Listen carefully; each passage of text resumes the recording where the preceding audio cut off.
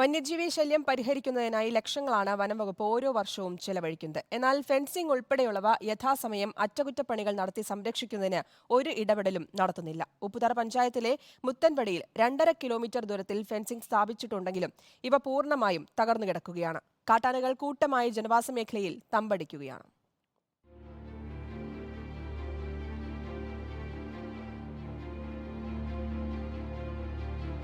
ആനശല്യമുണ്ട്, ഭയങ്കര ആനശല്യമുണ്ട്.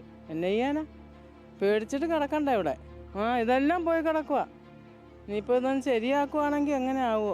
കാട്ടാനശല്യം അതിരൂക്ഷമായ ഇടുക്കി ഉപ്പുതറ പഞ്ചായത്തിലെ മുത്തൻപടി മേഖലയിൽ 2018-ലാണ് 2.5 കിലോമീറ്ററിലധികം ദൂരം ഫെൻസിംഗ് സ്ഥാപിച്ചത്. വൻമാവ് ജംഗ്ഷൻ മുതൽ പ്രസാദ്പടി വരെയാണ് വനവും ജനവാസ മേഖലയും വേർതിരിച്ച് ഫെൻസിംഗ് സ്ഥാപിച്ചത്. എന്നാൽ ഇതിനുശേഷം ഇവിടെ അറ്റകുറ്റപ്പണികൾ ഒന്നും നടത്തിയില്ല.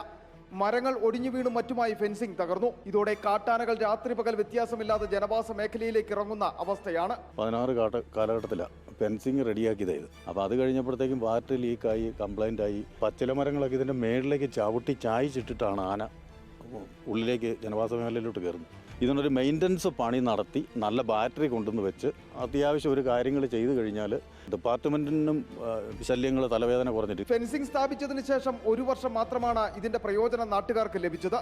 വീണ്ടും വന്യമൃഗശല്യം രൂക്ഷമായതോടെ നാട്ടുകാർ പ്രതിഷേധവുമായി ഇറങ്ങി. എന്നിട്ടും ഫെൻസിംഗ് പുനഃസ്ഥാപിക്കുവാൻ നടപടിയില്ല. മുഖം തിരിക്കുന്ന വനം വകുപ്പിന്റെ നടപടിക്കെതിരെ ശക്തമായ പ്രതിഷേധത്തിലേക്ക് നീങ്ങുവാനാണ് ഇവിടുത്തെ നാട്ടുകാരുടെ ഒന്നടങ്കം തീരുമാനം.